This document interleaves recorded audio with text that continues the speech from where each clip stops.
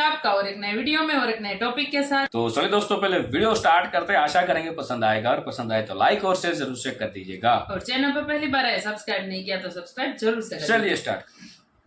कि पूरी दुनिया में क्या होता है सदब, जरा बताएं। पूरी दुनिया में लोगों को रिलीफ दिया जाता है, लेकिन हमारे मुल्क में ये चीज उलट। जरा सुनिए, पाकिस्तान से प्रोटेस्ट की वीडियो सामने आ रही है, खुदकुशियों की वीडियो सामने आ रही है। पाकिस्तानियों के इस वक्त हालात हो रहे हैं ना, वो देखकर दिल खून के आंसू ही रो रहे। हम रुल गए। 20 बिलियन की करप्शन आटे में हो गई थी। अल्लाह तौबा।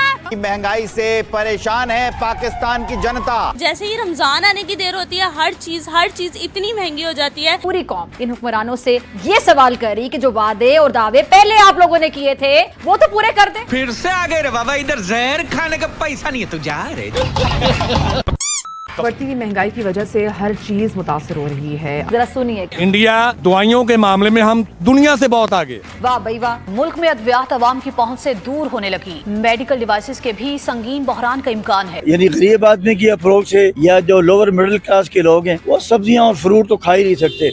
साला ये दुख का खत्म नहीं होता बे। कि एक बंदा खाना तो दूर, वो एक्सपेक्ट भी नहीं कर सकता कि मैं अपने बच्चों को फ्रूट्स खिला सकूं। एक गरीब बंदा। सबसे बड़ा चैलेंज जो है वो पाकिस्तान का इस वक्त मईशत है। सही बात है। यहाँ के जो सेल्समैन है वो ऐसा करते हैं कि रमजान में हर चीज का रेट खुद ब खुद डबल कर देते हैं। पहले 120 रुपए फी दर्जन मिलने वाला केला 200 रुपए में बिकने लगा। कि लोगों को सहूलत देने की बजाय ये लोग शैतान तो बंद हो जाता है, पर ये लोग खुद शैतान बन जाते हैं। सियासतदानों को नहीं पता, अवाम को पता है कि महंगाई है या नहीं है। यहाँ पे कोई फैसिलिटीज नहीं मिल रही। आपके सामने है, रमजान आने की देर होती है, रेट्स हर चीज के कहाँ से कहाँ चले जाते हैं। आपने सबसे पहले घबराना नहीं है।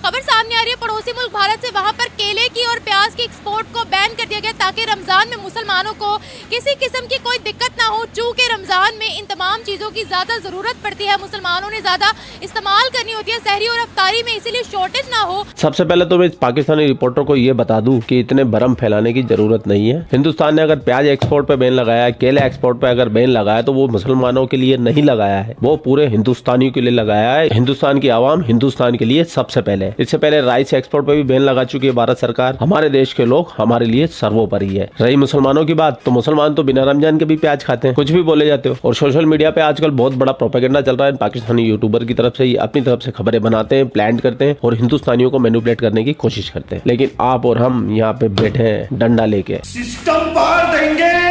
खैर अब टॉपिक पे आता है। और पाकिस्तानी पत्रकार ये पब्लिक के बीच में जा रही है और ये बता रही है कि जहाँ भारत अपने मुसलमानों के लिए रियायत कर रहा है, अपने एक्सपोर्ट पे बैन लगा रहा है, वहीं पाकिस्तान के अंदर गुर्बत आसमान को छूने जा रही है। भूखे मरने की नौबत आ रही है, लोग आत्महत्याएं कर रहे हैं। इस पे पाकिस्तान की खातूनें क्या बोलती है, चलते हैं पाकिस्तान। चलो भाई। यहाँ पे कोई फैसिलिटीज नहीं मिल रही। आपके सामने है, रमजान आने की देर होती है, रेट्स हर चीज के कहाँ से कहाँ चले जाते हैं। कल यही डिस्कशन हो रही थी फैमिली में भी कि अगर हम लोगों को पता है कि रमजान आ रहे हैं, फ्रूट वाला जो एक चीज़ को 200 से उठा के 400 पे लेके जाके बेच रहा है, अगर वही चीज़ वो 100 में लेके आए तो उसकी ज़्यादा बिकेगी। क्यों? क्योंकि जहाँ 10 कस्टमर्स ने खरीदना है वहाँ पे उसको 20-25 ने खरीदना है। लेकिन यहाँ पे यही होता है कि जैसे ही रमज़ान आने की देर होती है, हर चीज़ इतनी महंगी हो जाती है कि एक बंदा खाना तो दूर, वो एक्सपेक्ट भी नहीं कर सकता कि मैं अपने बच्चों को फ्रूट्स खिला सकूँ। एक गरीब बंदा। गवर्नमेंट कितना फैसिलिटेट करती है हमें? गवर्नमेंट तो कोई फैसिलिटेट नहीं कर रही। क्यों? क्योंकि ये चीज़ें उन्हीं के अंडर आनी चाहिए कि एटलीस्ट वो रेट्स को थोड़ा कंट्रोल करवाएं, वो थोड़ा सा रेट्स को कंट्रोल करवाएं। लेकिन यहाँ पे किसी से कोई सवाल नहीं किया जाता कि भाई आप ये चीज़ इतनी महंगी बेच रहे हो, क्यों बेच रहे हो। कोई सवाल नहीं है यहाँ पे। जिसका जो दिल करता है वो उस रेट पे अपनी चीज़ को बेचता है। करंट सिचुएशन क्या है यहाँ पर लोगों की? करंट सिचुएशन यही है बेचारों की कि पहले भी वो एक टाइम का खाना मुश्किल था, अब उनके लिए अफ्तार करना भी मुश्किल है।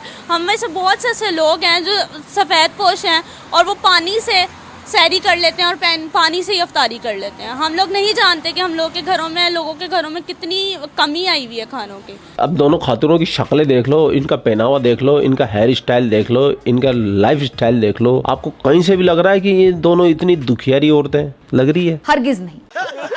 अगर हम वही वही उनकी बात करते भारत की, तो वहाँ कितनी फैसिलिटीज है? वहाँ पे फैसिलिटीज भारत का तो खैर कुछ कह नहीं सकती मैं, लेकिन अपने ही उसको हम कह सकते हैं। भारत में facilities I don't think so कि मुझे नहीं लगता कि मुसलमानों को फैसिलिटीज दी जा रही हैं। रमजान में वहाँ पर चीजें सस्ती हो जाती हैं, स्पेशल पैकेज होता है वहाँ पर। वो तो यहाँ पे भी पैकेज लगाए जाते हैं कि आपको मिला है? नहीं, मुझे नहीं मिला, लेकिन हम लोग कहीं पे ये जो जनरल स्टोर्स वगैरह इन पे जाएं तो वहाँ पे स्पेशल पैकेज लगाया जाता है कि रमजान तमाम इंडिया में लगाया जाता है। यहाँ पे भी हर जगह लगाया जाता है, लेकिन बात यह है कि वो जो चीजें होती है ना वो क्वालिटी वाइज अच्छी नहीं होती।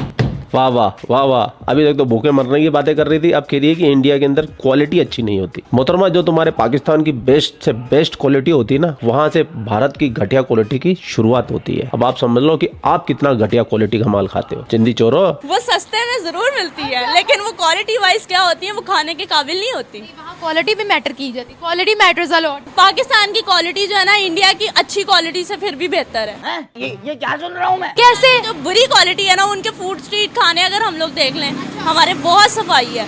उनकी क्वालिटी अगर बहुत अच्छी वाली भी है ना, मेरे नहीं ख्याल से मुसलमान को कैसे पता, मुझे ये बताएं आप। हम लोग की क्वालिटी उनकी बहुत अच्छी क्वालिटी से भी बहुत अच्छी है। हमारी इतनी क्वालिटी है, पूरी दुनिया में चीजें तो जा नहीं रही हमारी फिर। अरे मेरी बहन रहने दे। क्यों जलील होना चाहती है, जलील ख्वार होना चाहती है, क्यों अपनी जाहिलता दिखा रही है, क्यों अपने मदरसे छाप ज्ञान का प्रदर्शन कर रही है? मेरे को लगता है रमजान के अंदर इसकी बुद्धि हर ली गई है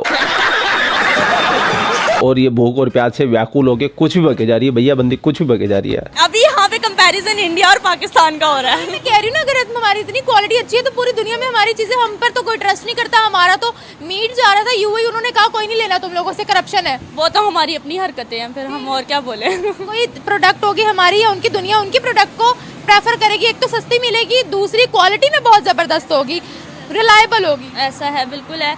लेकिन रमज़ान में अगर हम लोग देखें क्वालिटीज़ पे ही बात करनी है तो हम दूसरे मुल्क की क्या बात करें? हमारे अपने मुल्क में क्वालिटी हम लोगों को चीज़ों की सही नहीं मिल रही होती। मान गई अब आप। अब आए ना लाइन पे। अभी तक तो बोल रही थी बंदे की इंडिया की जो बेस्ट क्वालिटी होती है वो पाकिस्तान की घटिया क्वालिटी होती है। इसलिए तुम पाकिस्तानी दोगले हो, इसलिए तुम मुनाफिक हो, इसलिए तुम जहां भी जाते हो जलील होते हो। पाकिस्तान के अंदर भी जलील होते हो, पाकिस्तान के बाहर भी जलील होते हो। तुम पूरी दुनिया में बोझ बन के रह गए हो। तुम सिर्फ भीख मांगने के लिए बने हो और भीख ही मांगोगे और घटिया ही खाओगे। साले घटिया लोग हो। जिन्ना भी घटिया था और तुम जिन्ना के पिल्ले भी घटिया हो। वहाँ पर मुसलमानों की क्या सिचुएशन है? वहाँ पे मुसलमानों की सिचुएशन इंडिया में मुसलमानों की सिचुएशन यही है कि वो बेचारे कभी, अभी पिछले दिनों 3-4 दिन पहले जो वीडियो वायरल हुई है कि वो नमाज पढ़ रहे हैं तो पुलिस उनके ऊपर डंडे मार रही है और उनको टांगे मार रही है। पुलिस को सस्पेंड कर दिया गया, सस्पेंड कर दी। ये बहुत अच्छी बात है कि चलो वो हम मिनॉरिटीज़ के राइट्स को फॉलो कर रहे हैं। हमें भी चाहिए कि हम यहाँ पे अपने अक़लियतों को राइट्स दें, और जैसे हम लोग अगर वो हमारे त्यौहार को अहमियत दे रहे हैं हम उनके त्यौहारों को अहमियत दें, ठीक है। बाकी ये हम लोग अपने त्यौहारों को अहमियत नहीं दे पा रहे तो उनको क्या देंगे? ये बंदी कंफ्यूज है, कभी क्या बोलती है कभी क्या बोलती है, खुद ही कंफ्यूज है। उनके त्योहारों को अहमियत दे, हम अपने त्योहारों को अहमियत नहीं दे पा रहे। भाई कहना क्या चाह रहे हो, बोलना क्या चाह रहे हो, इतनी कंफ्यूज क्यों मोहतरमा?